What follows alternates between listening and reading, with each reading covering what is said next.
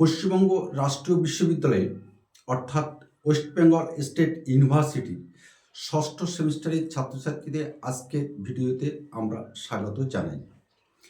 তোমরা যারা ষষ্ঠ সেমিস্টারের এডুকেশান নিয়ে যারা পড়াশুনো করছো বা এডুকেশান নিয়েছো, তাদের জন্য আজকের এই ভিডিওটি অত্যন্ত গুরুত্বপূর্ণ।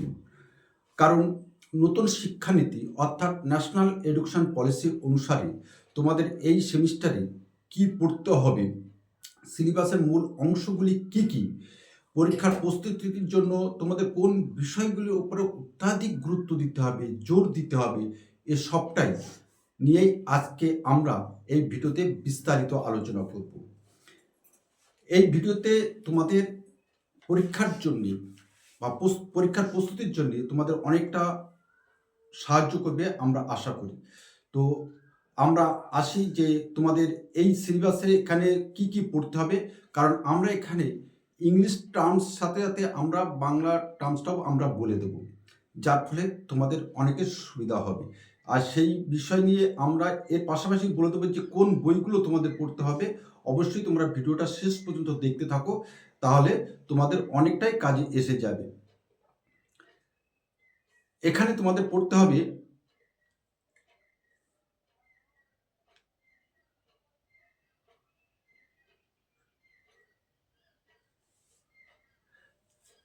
ষষ্ঠ সেমিস্টারের যে বিষয় তোমাদের গাইডেন্স অ্যান্ড কাউন্সিলিং, গাইডেন্স এবং কাউন্সিলিং তোমাদের পাঠ্যসূচি ষষ্ঠ সেমিস্টারের এডুকেশন মাইনর।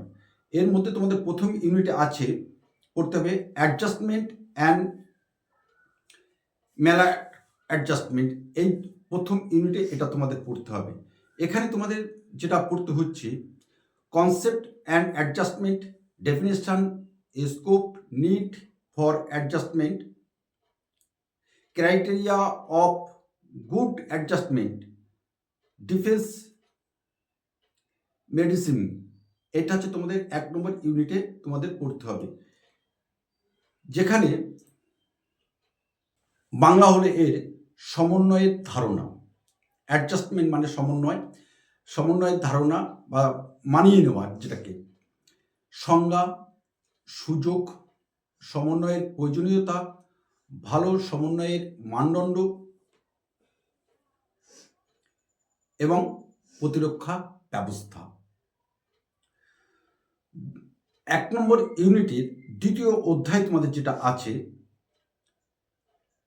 অসামঞ্জস্য। প্রথমে সামঞ্জস্য এবং পরে অসামঞ্জস্য। অসামঞ্জস্যের ধারণা, অ্যাডজাস্টমেন্ট সামঞ্জস্য বা সমন্বয়। আর সেই ইউনিটে প্রথম ইউনিটে দ্বিতীয় অধ্যায় যেটা আছে অসামঞ্জস্যের ধারণা, কারণ, প্রকার এবং কৌশল। এটা হচ্ছে প্রথম ইউনিট। দ্বিতীয় ইউনিটে তোমাদের পাঠ্য আছে নির্দেশিকা। এই নির্দেশিকাতে তোমাদের পড়তে হবে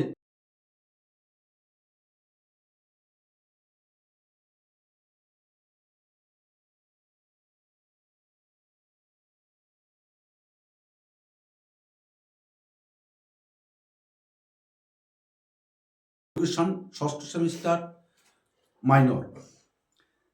দ্বিতীয়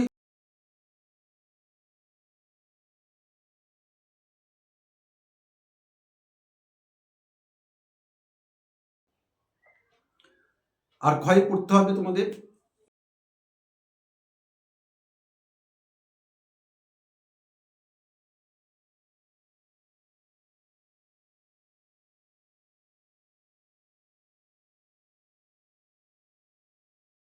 এই ইংলিশ টার্ম এখানে যেগুলো ব্যবহার করা হয়েছে, সেই ইংলিশ টার্মের যে বাংলাগুলো সঠিকভাবে কিন্তু বলা খুবই মুশকিল।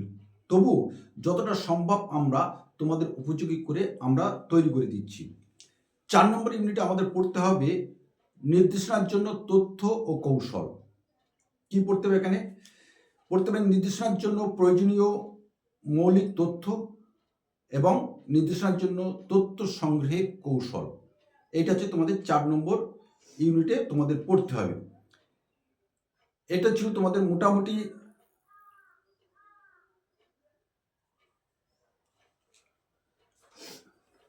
এডুকেশন মাইনর ষষ্ঠ সেমিস্টারের সিলেবাস। এবার আমরা ইংলিশ টার্মটা বলে দিই।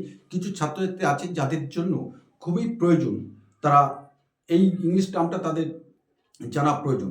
কারণ আমরা ভিডিওর শুরুতে বলছিলাম যে এই এডুকেশনের যে শব্দগুলো ব্যবহার করা হয়েছে তার প্রত্যেকটি বাংলা, সঠিক বাংলা এখানে দেওয়া মুশকিল। সেই কারণে ইংলিশটাও কিন্তু তোমাদের দিয়ে রাখছি, কারণ তোমাদের পোস্টে বাংলার সাথে সাথে ইংলিশ টার্মটাও থাকবে। এখানে 1 নম্বর ইউনিট আছে অ্যাডজাস্টমেন্ট অ্যান্ড ম্যালাডজাস্টমেন্ট। এখানে concept of the adjustment, scope, definition, need for adjustment, criteria of good adjustment, defence mechanism পড়তে হবে। 1 নম্বর ইউনিটে সেকেন্ড অধ্যায়ে তোমাদের যেটা আছে কনসেপ্ট অফ ম্যালাডজাস্টমেন্ট, কোয়াজ টাইপ পড়তে হবে। Unit 2 guidance, guidance meaning, definition, scope and important of the guidance, অর্থাৎ গাইডেন্সের গুরুত্ব। 2 নম্বর ইউনিটে দ্বিতীয় অধ্যায় different type of guidance, educational, vocational, personal, এদের পড়তে হবে nature, purpose and function. Unit 3 counselling, counselling meaning, nature, scope and important of the counselling, difference between guidance and counselling, counselling এবং গাইডেন্সের মধ্যে পার্থক্য।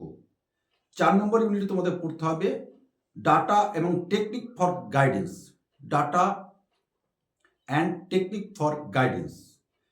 এখানে তোমাদের পড়তে হবে